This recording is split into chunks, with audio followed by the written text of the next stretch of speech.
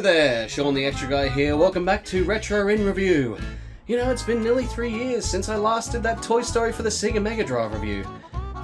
Back in 2018. Time sure does fly. It's 2024. It's been 5 years. It's been 5 years.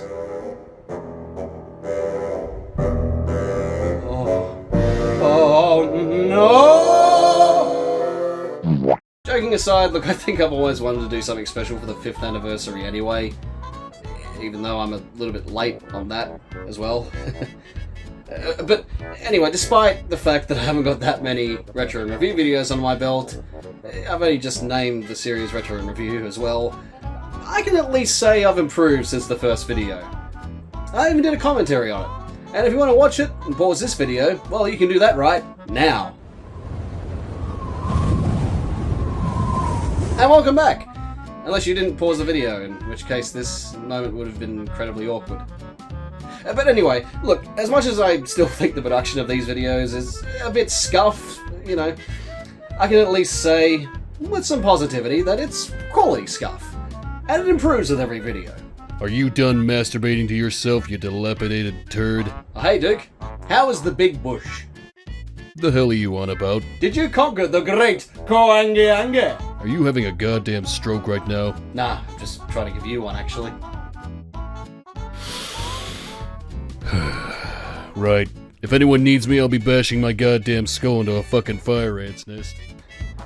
He totally did it, didn't he? Yep. I'd say absolutely. He most certainly did it. Oh, well that's different. You're no longer Pinkie Pie. Aye, that ship has thankfully sailed, as it were. Good for you. How'd you manage it though? Well, to cut a long story short, when I was in that pastel pony form, I tried to turn myself into something else, but I turned into a self-pleasuring device. Okay. Good game too. You turned yourself into a dildo, didn't you? No, I turned into a butt plug. Well, that's just unfortunate, innit? Was it a pirate-themed butt plug at least? No, it wasn't. It was black. Yeah, I'd say black's a very piratey colour. Could have just drawn a skull on it. You shut your trap, you little barnacle lad. Well, your current form's appropriate, I guess. Yo, Buzzy Boy, in the house. Oh, hey Buzz. You found your head. Yeah, I found it in a drawer. I think it fell in there. You get a fun fact that wasn't a bit. I actually did lose his head in the last video. So, when are you gonna review my cool video game? Yeah, I know, I'm getting to it. In fact, I'm even doing the intro to the video Stop right now. delaying the inevitable, for you know what you must do. And besides, this review is almost 4 years late. I'm not delaying. I'm doing it right now. You promised to play it, for all the good viewers out there, and for me. You did promise the poor lad. Wait, hang on. When the fuck did I promise anything? I thought you were a good person, yet you lied to us all. You lied to yourself, and you lied to me. How could you? Why? Do you hate the game? Do you hate me? Do you hate your fans? Or perhaps deep down, you despise the world, all the inner machinations of mankind and the enigma of existence. In other words, you hate everything, including yourself. What? No, I didn't. Why are you getting talkative all of a sudden?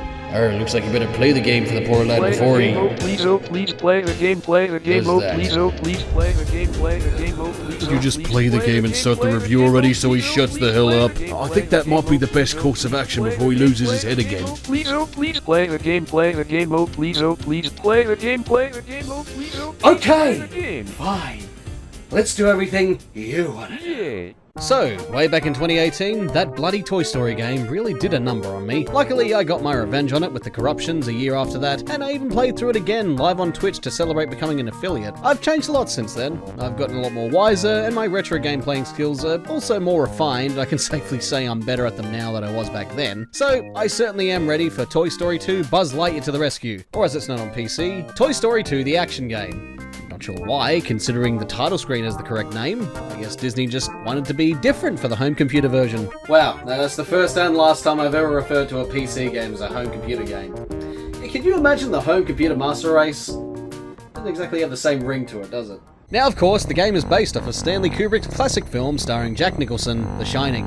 If I can imagine a Shining video game, what the fuck would that be about? Probably a horror management sim or something. No, obviously it's based off the sequel to one of the most iconic computer animation films of all time by Pixar Animation Studios. And Toy Story 2 certainly deserves to be up there among the animated greats. Coming out just before the new millennium, even compared to the first film, which came out 4 years earlier and followed after Bug's Life, you can see just how much the sequel improved in terms of animation quality, the detail and modeling and environments, which even now I still think holds up compared to today's animation standards. The game itself, though, was developed by Traveller's Tales, the same developer of the first game, and I'm just going to go on a tangent here because I just feel like covering this for a moment, but they've done quite a lot of other interesting titles, including Finding Nemo, Rascal, and Sonic R. They've also done some gems here and there, and they've been the main developers of the LEGO games since LEGO Star Wars. Although now they're just known as TT Games, and their once artistic and quite beautiful looking logo has been fed through a corporate dystopian nightmare. They went from having a mascot-like creature that looks like it could have had its own game to a lifeless husk made by a focus group of Warner Brothers investors. Now, I don't know how many of the original team are still working for TT Games, but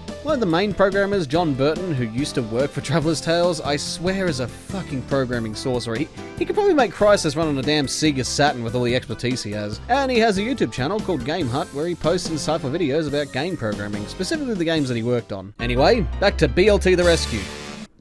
Buzz Lightyear to the Rescue. It's certainly a game that if you're not familiar with it, upon first glance you'd think, it's just a cheap crap-ass movie tie-in game, this can't be any good. Into the fucking useless pile. But you'd be wrong, incredibly wrong in fact. Yeah, sure, it has the appearance of a cash-in babby game with dated 90s elements such as FMV cutscenes from the movie, the plot of the game barely following said movie, and with the reputation movie tie-in games have, I don't blame anyone for judging it. Sure, you get gems every now and again, but tie-in games are utter crap most of the time. But what you're about to find out is that this game has so many surprises, both good and bad, up its figurative sleeve. Or up its ass, depending on the situation. Now, I won't go into detail as to what you have to do to get the game running on a modern Windows PC, but I am going to explain my reasoning as to why I chose the PC version. Believe me, I contemplated which version of the game I was going to record for this video. I certainly considered the PS1 version, but everyone's played that already. It's always the one bigger reviewers like Cat Icarus play, and probably for good reason. It's the easiest to get a hold of with little to no dramas. There's nothing wrong with the PlayStation 1 version, really. It's actually the more accessible version, and you can buy it digitally on the PS Store. I got it on my PlayStation Vita 10 years ago when I first got it, which was cross-compatible with the PS3, which I got a year later, and that's awesome, goddammit. It's the exact same as the PC version in almost every way, same gameplay, same levels, same awesome soundtrack, but obviously the graphics are different and have that PS1 feel to them, you know? There are also the two other consoles the game is ported to. Now, I don't own the Dreamcast version, and as far as I know, it's similar to the PC version, but the N64 version, which I only got by chance just before finishing the script of this review, the only difference with the N64 version is there's no FMV cutscenes, it's just a slideshow before every level, and also the music, which isn't the CD quality sound, obviously, because of the limitations of N64 cartridges. Instead, the music has been sequenced and played by digital instruments to save space. Other than a few small differences here and there, graphics mostly, it's the same game. But anyway, I'm not here to talk about those versions. This isn't cross-platform, and I'm not Exo Paradigm Gamer. Anyway, I went with the PC version because I have a connection to it. It's one of the first PC games I ever played, and I'm not joking. The only other games I can sort of remember from that time are some kids' educational games like Learning Land, the Disney Magic Artist game, and Toy Story 2 Activity Center, which I kind of wish I could talk about in this video, but I really don't want to extend the runtime and make this review longer than it's probably going to fucking be. So, PC version is my choice, along with using an 8-bit DOE controller. It just makes a lot more sense and a lot easier to control, especially. But really, I chose the keyboard for this little scene because I just think it looks retro, and there's probably something I would have played it on back in the day. Although a little less like the sun took a piss on it for several years. Or a decade. Now, of course, more importantly is acquiring a copy of the game. I've still got my original copy. It's stayed with me for all these years somehow. Unfortunately, I don't have the big box that came in because it was just considered as packaging back in the day. Really wish I kept it. But either you're going to be paying exorbitant amounts of money for a copy on eBay or some other site. You're going to either, maybe you'll find it luckily at a garage sale, a flea market, thrift store, op shop, whatever, you know. Or you can do the smart thing And Ooh, are you about to do what I think you are? I think you know what I think you think I'm thinking. What? Yar, har, fiddly, being a pirate is alright with me. Do what you want, cause a pirate is free. You are a pirate. Right, now let's start this game already. Immediately, the nostalgia hits me in the childhood feels as the instrumental to You Got a Friend Me plays over the menu. This is also the opportunity to change the default controls, because if you're not using a controller, you're probably going to want to change them to something that makes more sense to human hands and not a hentai tentacle monster with multiple appendages. The level select screen is stylized, kind of like a storybook in a way, though the intention is to mimic an Etch-a-Sketch, I guess, but still, it's kind of neat. Before every level is an FMV of a scene from the movie, which only makes some sense in relation to the levels. Like I said before, the game barely follows the plot of the movie. Sure, it has the main points, I guess, but they had to pad out the levels somehow, so a lot of shit will appear in the game that definitely wasn't in the movie at all. Mind you, it was the same with Toy Story 1 after all, but it feels even more so this time around. And another thing that's also interesting is sometimes there's a lack of certain sound effects or just different sound effects altogether. And the voice acting for certain characters not matching their movie equivalents. Buzz's lines, I'm pretty sure, are voiced by Tim Allen. They do sound slightly different from the final film, which if I'm to guess, all of this could have to do with the fact that it's pre-production voices and sound. This game did come out a week before the movie, and they probably had these clips earlier on in development, so it makes sense if that's the case. But as soon as you enter the first level, your ears are graced with this game's epic soundtrack, the theme for Andy's house, and I would argue this game's main theme. It just makes you feel like it's going to be one amazing adventure, you know. I can't even begin to describe the feelings I get whenever I hear this song. It is by far my favourite of this game. The orchestral mix of strings and brass giving you this dramatic timbre, and the piano creating this feeling of childlike wonderment as the melody dances over the keys, and then with the beating of the snare drums and the way the other instruments just play along to that beat, it makes you go, yeah, I'm gonna go on a grand adventure. I'm gonna beat this level, I'll subdue all these robotic sons of bitches, and I'm gonna find my ragdoll cowboy friend. Cause I'm Buzz Lightyear, goddammit. The point of the whole starting area of Andy's room is meant to ease you into the game's many elements, teaching you how to do certain things like pushing objects, jumping and double jumping, climbing objects, climbing up poles, ziplining, shooting things, essentially what's to be expected of you throughout the rest of the game. And it works as kind of a tutorial of sorts with Rex cubes floating around everywhere to tell you what you're supposed to do, but these are optional of course. As a 3D platforming game, it's nothing too complex. If you've played one before, you can play this. And as far as first impressions go, this game absolutely nails it. It hammers it right in there. You see? Now that's hammering it in there. Okay, this is stupid. Speaking about the platforming, it's your typical late 90s 3D platformer with open-ended levels except for the slight touch of action shooter. Because Buzz is gonna be shooting shit with his laser all the time and just frying enemies with his now lethal light bulb that blinks. Not quite the same as Samus's arm cannon, but I'm sure she would be proud of Buzz all the same. Also, I'm pretty sure the sounds of the laser are the same samples used for the plasma weapons and Halo Combat Evolved.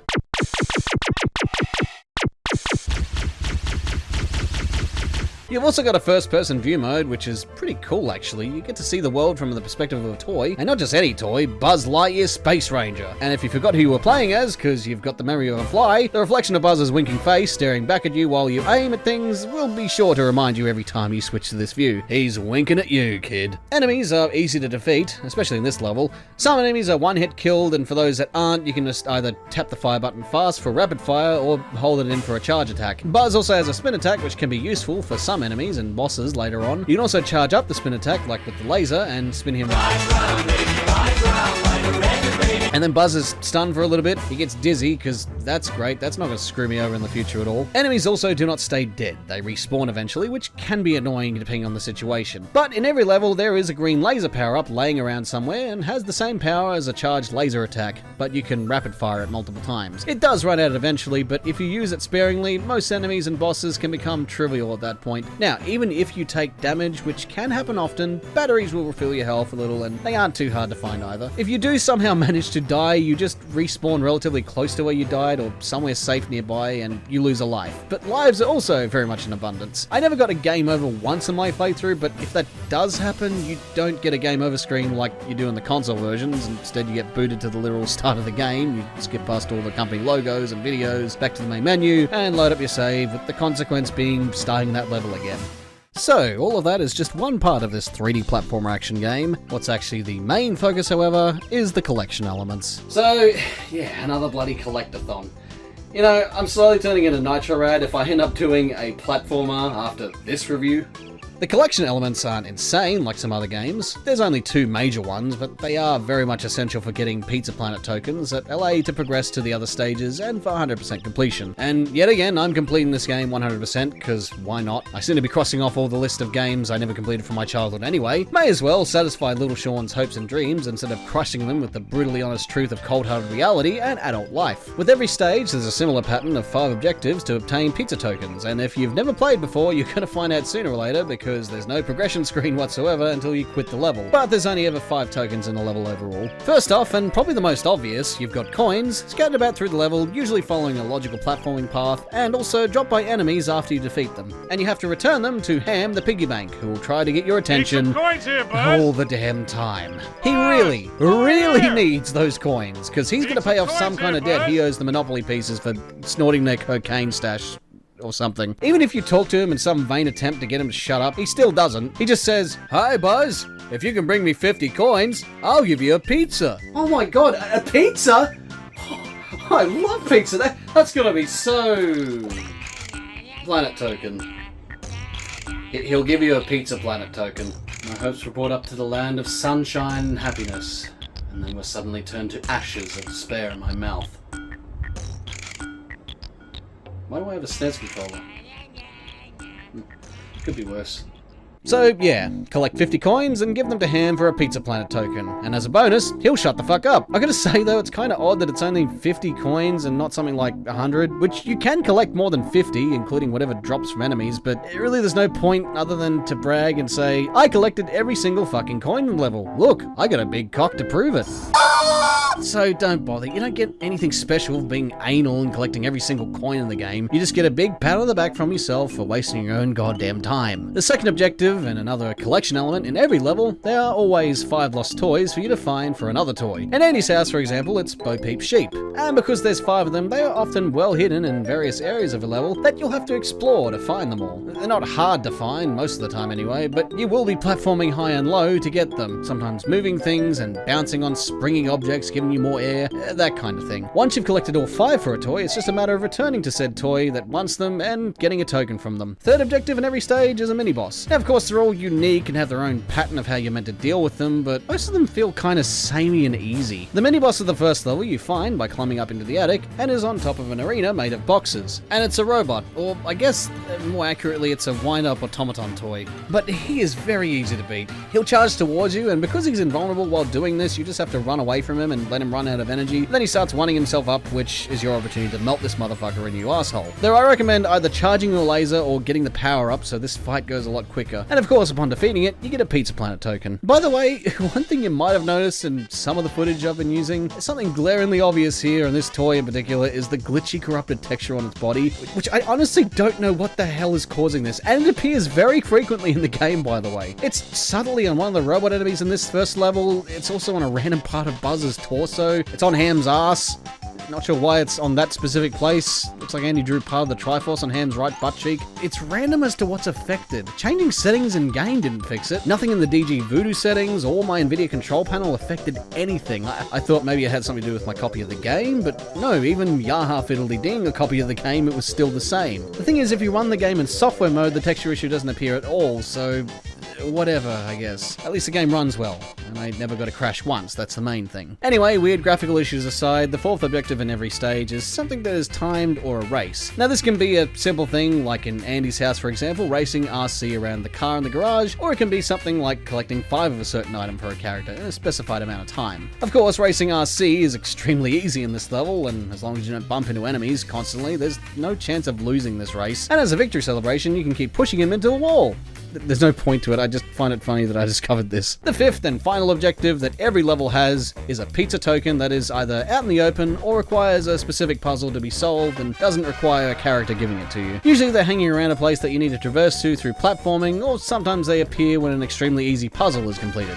Well, sometimes easy, but we'll get to that eventually. The only other sort of collectible item that appears every second level, it seems, is a missing piece of Mr. Potato Head's face, which upon returning it to him will then unlock an important power-up for Buzz to use. This will get annoying in 2 stages in particular, but we'll get to them, don't you worry. But the first power-up you obtain is an energy shield, which prevents Buzz from jumping higher than a hop, but you're invulnerable to all damage. And with controls as good as these, you'll be jumping and platforming your way to find all those collectibles quite easily. No, really, that might have seemed like sarcasm, but these are decent controls. Even on a keyboard, the game plays fine, though I definitely recommend a controller. The controls are easy to pick up and have a level of mastery to them that seems almost out of place for a game like this. Whether it's jumping or double jumping from one place to another, or swinging on poles, climbing up things, I've got nothing really to complain about here. Whenever I fuck up, I feel as though it's my fault and not shitty controls or shitty design. Sure, it's not Mario 64 levels of precision here, but I've played much worse 3D platformers, that's for sure. And once you master these controls, you can actually feel a bit like a speedrunner sometimes. For example, to get Bo Peep's sheep in the basement, you could find potato heads here, one of the collectibles in this stage by the way, to get the force field ability, allowing you to get past the green toxic radiation shit covering the basement floor. The fuck is Annie's mum doing down here anyway, conducting research on how to build a nuclear reactor? Climb up these boxes to jump to the other side, kill the enemies, and ride the zip line to the sheep. Now that was a mouthful. Or you could simply just jump from the stairs here, double jump at the exact right moment to give you extra air, and you just skip like 5 minutes of work. And really, that's just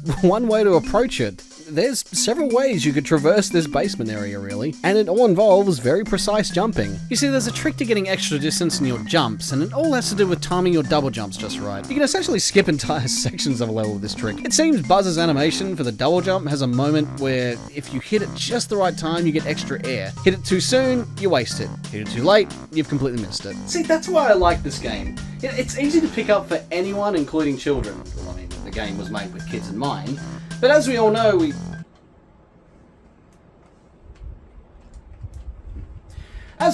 adults still enjoy these games, even now. That's just fucking sad. There's nothing wrong with playing a kid's game. A children's story that can only be enjoyed by children is not a good children's story in the slightest.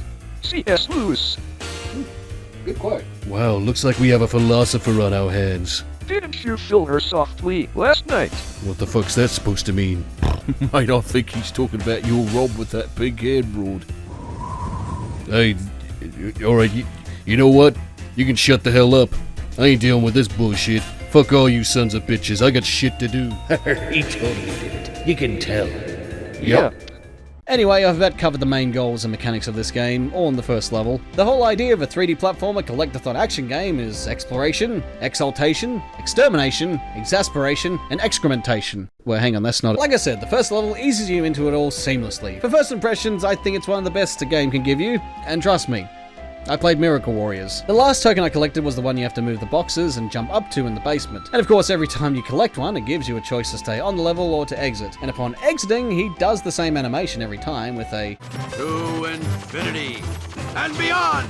But it's just, when you're up here so close to the ceiling, this happens. To infinity and beyond. Right, so onto the second level of the game. Annie's neighborhood, and oh my god, does this music slap? Like a nice pair of butt cheeks. Ow. You've got this upbeat jazz tune that really gives you the vibes of a big open city more so than the backs of these houses, but I think the twilight lighting of this place definitely fits the feel of the big band jazz level theme. The level itself is set in the backyards of various houses in Andy's neighborhood. You start off in this backyard with a lawnmower constantly trying to turn you into plastic giblets, which as a kid I had no idea you were supposed to ground pound all the holes where the flare was coming out of to finally collect the Army Man. I mean, I guess my brain was just made of Fruit Loops, salt and vinegar chips, and red fizzy drink back then. Now it's just made of Pepsi.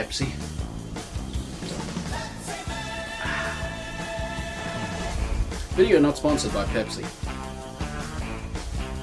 But if you guys want to. There's 3 different backyards in this level, and we already started in one of them. This backyard here looks like Redneck Rick owns this place. Yeah, I got a car, it don't work. I put it out back. I haven't worked on it yet, cause I ain't got time. Also, there's no room in the laundry, cause I got my gun safe there. So that's why I had to put that dang washing machine outside. There's no point to the car, by the way, other than to collect some coins, I guess. Sure, it yeets you over to the washing machine when you ground pound the boot, trunk to you yanks. But you can just get to it by climbing on the bin and jump to it from there. Anyway, I guess the main point of this area is to zip line on the clothesline, that's a sentence, just to collect the Army Man basket. The last backyard has a pool as its centerpiece, with a token floating above it. Now, if you're skilled enough, you can probably collect it by just doing a tricky jump, but the proper way to get this token is to just pump that fucking duck and pound the shit out of him. You know, sometimes I come up with these jokes and I question why do I find them funny?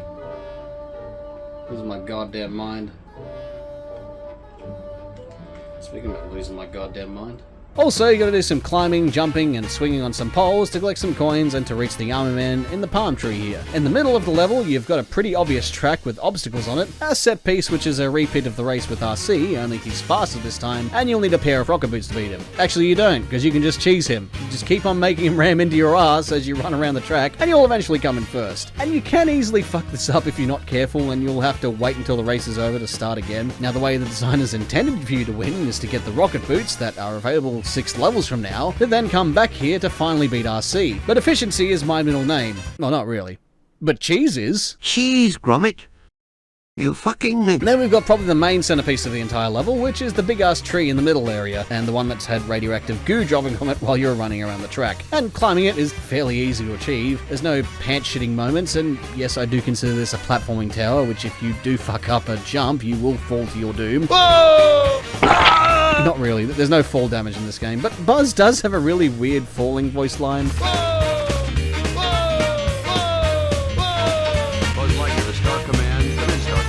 Ham is also hanging out in the tree. Hi, Buzz! If you can bring me 50 coins, I'll give you a pizza. Oh, really? Planet token. Oh. Also, this happens if you wait long enough.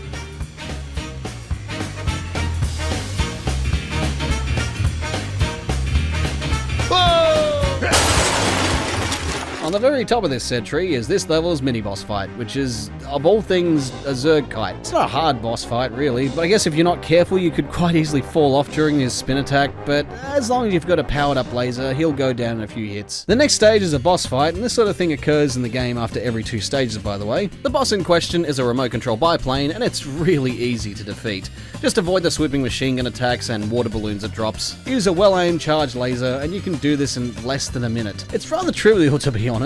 You get a quote-unquote bonus video for defeating this boss, which is a clip of that little section at the beginning of the film, just after Buzz defeats the robots, where he infiltrates Zurg's base, runs away from the spikes that Zurg sends his way, traverses the hologram bridge with the disc things, falls, flies back up with his fancy force field belt, tries to get the fake battery, fights Zurg, and then Buzz's upper half just gets fucking obliterated. And then it's revealed that it was all just a video game that Rex was playing. Right, so now I have the chance to finally talk about this. I'm using this as an excuse. How the hell was Rex doing all of that in a very graphically impressive 3D game on something that almost looks like a Super Nintendo, and a Super Nintendo controller without shoulder buttons? Like, how the fuck did he do all these moves with that controller? Also, this must have been some sort of early Dark Souls-like game, because one hit, and you fucking die to the main boss, and you probably have to restart the whole bloody game too, just to really piss you off. And what is the point? What video game system does Andy own here? What game system in this universe does all this? You know, renders damn near today's modern graphics. Like, this is what I thought back then what video games would look like now. I think you can compare the footage from the Toy Story section from Kingdom Hearts 3 and it looks just as good. Because even the most powerful PC when this movie came out certainly couldn't run anything like this fictional Buzz Lightyear game. But I mean, really, the controller alone is what bothers me the most. I mean, there's just too few buttons to do all that stuff that Rex did in that 3D game. I mean, it just makes no sense, man. You know, I'd point out the irony in all this, but this is just getting ridiculous now. Yeah, why does it keep changing when we're not looking? I don't know, but I have a few theories. Level 4. Construction yard. And kind of small for whatever they are building here, though. If you think about the size in terms of a human, what exactly are they constructing here? Anyway, of course the music is good. It's got this air of mystery about it, like there's some kind of investigation or something secret going on. But I think it fits the theme of the level very well. Actually, you know what, thinking about it, and this is off script, aren't the mafia in the US, like, you know, aren't they usually stereotypically, like, in the construction business? I guess that might explain the air of mystery about it. I don't know how to describe it, but it makes me also think construction is going on. Maybe the beat or the instruments being used, I'm not sure. But yet another good song from the soundtrack of this game. Right off the bat, we've got a new enemy. This time it's a flying enemy that fires a laser beam at you, so it's best to use your auto target in first person to kill this flying wanker. The first place I went to is the office trailer, which has the same toxic goo from Andy's basement all over the floor. I guess this town just has a poor nuclear waste disposal system and horrible workplace safety practices. Actually, you know, thinking about the mafia comparison, there's definitely organised crime going on this level. That explains the music. But aside from the little tyke in the filing cabinet, the toys we have to find and collect in this level, the main attraction in here is the paint can puzzle. It's easy kindergarten type stuff really. If you don't know how to mix 3 of the main colours together to make another colour, you should probably go back to preschool. Either way, you get a pizza token for working out a babby puzzle. Outside, there's a lot more going on. There's a little tyke hanging out in a wheelbarrow, and Hammer's up here on a generator. Hi, Buzz. If you can give me 50 coins, I'll give you a pizza. Find a token. So I mentioned before about the time collection challenge, and this is the first of them that pops up. Slinky gives out this one, and you have to collect 5 wrenches for him in 50 seconds, all the while making sure you don't sink beneath the wet cement. It's like quicksand pretty much, and you start sinking if you don't spam your jump. There's no way to drown in it. You don't take damage or lose a life of sinking all the way in. Just looks kind of funny actually. And this challenge is pretty easy. About the only difficult thing, I guess, is avoiding the enemies and maybe the view distance. Potato Head here is missing an eye, and to get to it, we gotta climb and jump our way up the building currently under construction. First, we have to ground pound the button in the cockpit of the tractor to then ride the scoop up to the platform. But yeah, nah, you can just do this. More scuff speedrun strats. This is yet again a platforming tower. It's rather intimidating, but simple enough. Just hit switches so platforms can come to you, utilize the physics of seesaws, and avoid fiery hot screws shitting out of molten metal. What is the purpose of this? Now, I'm no construction worker, nor do I have any experience working on a construction site, but I'm pretty sure this isn't a thing.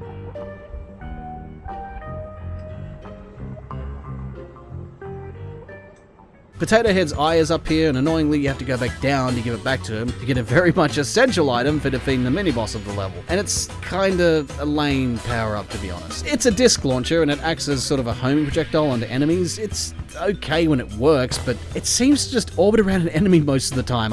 I'm not sure if it's broken or intentional. So now that we've given Pothead his eye back and got the new power-up, we gotta climb the tower again to get to the very top to face off against the mini-boss, a jackhammer. Not a real one, just a toy, I guess. I don't know what that's doing up here, or whose idea it was to use a goddamn toy jackhammer on the top of an under construction tower, but anyway, I gotta say, it's certainly one of the more intimidating bosses. It's got some speed to it and shakes the screen when you're near it. I never got to this mini-boss as a kid, but I can imagine it might have been a bit scary for me. The disc launcher is the only thing that can hit him, and it's reliable enough, as long as you don't spam it like I did. There's enough ammo pickups for it at least. If you try shooting him with your laser, it just gets deflected, and standing in place for too long, it launches molten screws at you. I gotta say, this boss has a lot more going for it. Not just with the difficulty compared to the last 2 bosses, but there's more risk here. Since if you're not paying attention, you could potentially fall off the sides and have to go through the annoying process of climbing back up again. And so defeating him, we have our pizza token, and the last of the little tykes is also up here. So now we fall off the building, get our token from the foreman tyke, and also get our token from Ham, that capitalist pig. Next level, alleys and gullies. It's raining, it's pouring, the old man is snoring, and the music is jazzy as fuck. So we got some new plane enemies to deal with now that constantly spawn if you don't destroy the box they come out of. But anyway, the first thing I do is a box-pushing Zelda puzzle to access the drain water area to get to Slinky, who's got another collection challenge for us. Get all the bones hovering over the flowing drain water within the time limit, and oh god, this bit here. I remember having so much trouble when I was a kid, because I kept falling in the water and missing the pieces of wood flowing through the current and having to climb my way up the steps again, and I was expecting to have to talk about all my troubles with it, but I just cheesed the entire thing by double jumping at the right time. Honestly, I guess I was just not good at figuring out the complexity of a double jump. Or I was thinking about Cocoa Pops and how they're just like a chocolate milkshake, only crunchy. So, there's also a duck to collect here, but there's not much point to that. Look, I may as well talk about it now. So this starting area here has places you can't access because this is the first level we have to come back to later, since there's a very essential item that we need. A grappling hook that allows us to latch onto these red things to climb up to the balconies, to get to the main mini-boss level, and to get the last of the ducklings. Kinda stupid in a way, it just feels like unnecessary padding, you know? I don't like the fact that I have to come back here later just to retread areas I've already been to mainly just collect the ducks again. All because an essential platforming item isn't available until way later in the game. Now, of course, there are other games that do this, even great ones. And Donkey Kong 64, but look, point is, I guess, it doesn't really matter getting to the end of this game, but for completion reasons, I gotta do it, okay? Your dedication knows no bounds, Master Sean. You know, sometimes I really wish it did. So, literally the only thing we can do now is go over to the other area of the level, accessed by an electrical zipline, and it's like a little market area where we can collect more coins to add to the tax hall collection, and to get the token that's hanging out in the trash can over here. Now, getting to that, well, there's a couple of ways. Of course, you have to deal with seesaw physics on these wooden planks, and swing on over to this platform, where you can then spin attack this new shield enemy who is invulnerable to laser fire, then ground pound the spring here to get us up on the canopy, and finally make our way to the trash can. That's the shorter way to get there. But we can also do the long-ass way, which involves getting the disc launcher that for some reason Buzz just doesn't want to climb up on this table. Most of the time anyway. I don't know why, but for some reason the climb detection seems broken for this object. I really don't know why. It's janky. Anyway, once you finally manage to stop fart-assing around, you can then shoot the shield guy with a disc launcher instead, thereby, I guess, ensuring that you don't lose health or get pushed off. Push the button for the fan, then ride a balloon over to the trash can with several flying enemies, giving your pucker a reason to tighten. This is definitely a good example of how the level design is very much open-ended, although you could argue there's a binary of a challenging way to get around something and an easy way to get around it. There's probably also a speedrunning god's way to get around it, but yeah, I'm not getting into that. There's also ducks around this area as well, but I mean, and again, there's no point in collecting them for now, at least, until we come back to this stage. And so now I have enough shekels to give to Porky Pig here, coins to give to Ham, and then exit the level. The next stage is the boss fight, and oh my god, the nuclear waste has mutated into a goddamn slime monster. Quick, hide your waifus. Unless your waifu is a slime monster. In which case, I'm not judging. This isn't even a toy, for Pete's sake. Well, actually, it kinda is, I guess. But you know, let's not question the logic of the Toy Story universe, what is classed as a toy and what isn't. So the boss itself is pretty straightforward to beat. You just spam your laser at it and run away from its homing projectiles. It gets bigger and bigger after you defeat each phase, and gets small as you shoot it. And the climax giving you the laser power-up to finish him off with. Come on, the setup is right there. I want to make a dick joke, please. No! On to Al's Toy Barn, and this is the first of the Toy Barn stages, and it's also the first of which I never got to play as a kid. I never got this far. Again, head full of red cordial and chips, I suppose. The music of the level definitely fits a barnyard theme, with a country rock flavour to the style and instruments. Yeah, you know what? I dig it. So the stage itself is set in a toy store. I mean, it makes sense. Though definitely more reimagined and a smaller rendition compared to the movie, which is why I guess there's two parts of the Toy Barn. This is the main entrance, and already there's the same toxic sludge we've seen before. It's also in Al's office. Seems to be a major problem all over the city, really. Then again, maybe all this toxic sludge and Al, maybe this all leads to Newman. Newman!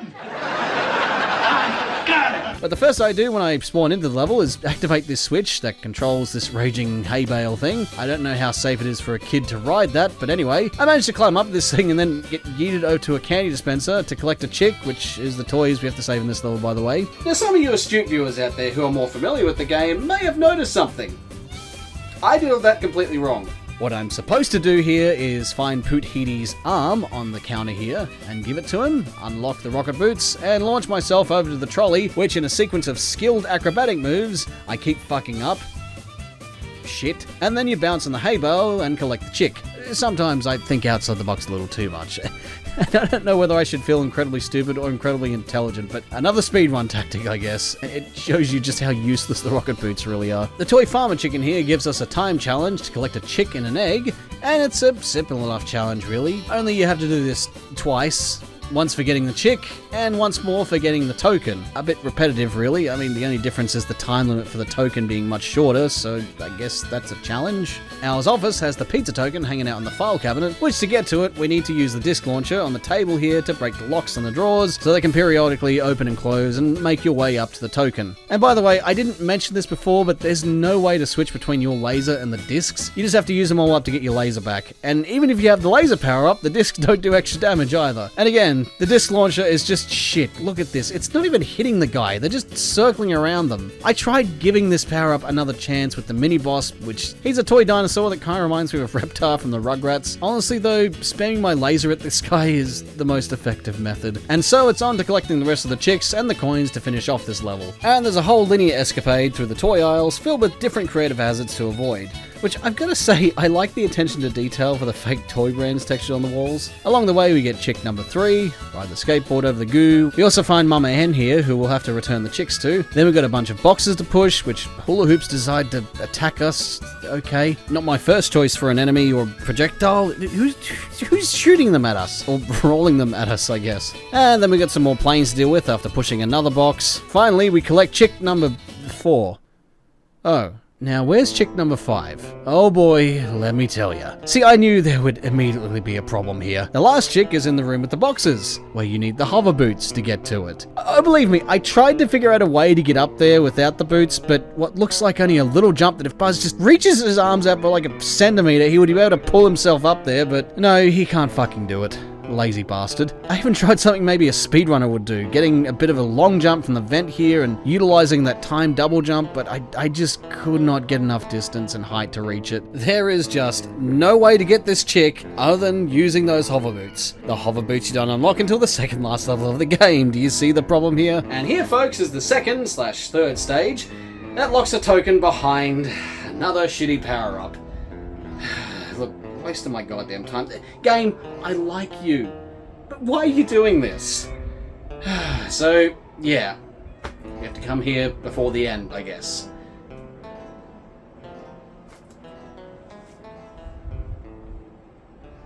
I didn't even think this is a controller. This is a fucking toy. Oh, hello there. By the way, this review ended up being way too long for one video. I don't know how this keeps on happening. Well, either way, I'll see you in a few weeks. Or a year. No, I'm kidding. I'm going to be editing this as soon as it comes out. Yeah, unless you know, you're watching this in the future, then of course this is all irrelevant and I'm just wasting time. So click anything that pops up here. Unless it's a virus. This is not on YouTube. That's bad. You don't want to be getting you know, big black glocks on your desktop. Unless you want that. I'm not judging. I'm not judging. But yeah, I'll put a Zelda down below. I mean, I'll put a link down below, and yeah, that'll be safe, hey? So yeah. No matter where you're in the world, no matter what time it is, as always, stay safe and have a nice day.